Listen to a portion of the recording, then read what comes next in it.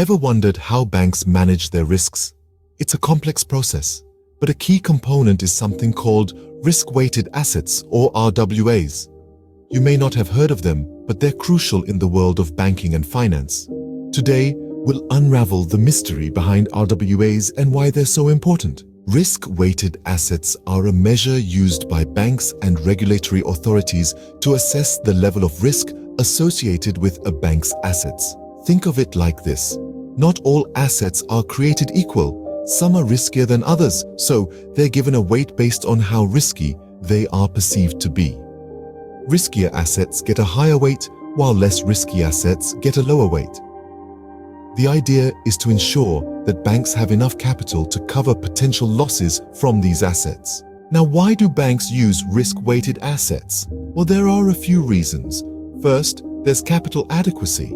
This is all about making sure a bank has enough capital to absorb potential losses.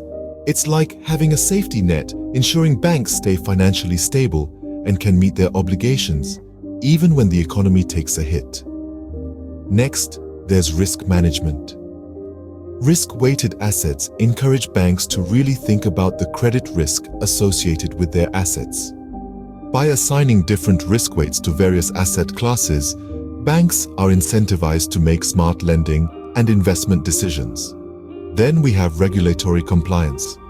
Regulatory authorities, such as central banks and financial regulators, use risk-weighted assets as a tool to ensure banks are following the rules. These rules are in place to protect you, the depositor, and to maintain the stability of the financial system. Finally, there's comparative analysis. Risk-weighted assets allow for a comparison of capital adequacy across different banks. This level of transparency is crucial. It helps investors, regulators, and the general public understand the financial health of these institutions. So, in summary, risk-weighted assets are all about assessing risk, ensuring financial stability, complying with regulations, and promoting transparency. They're a fundamental part of how banks manage their risks and remain financially stable.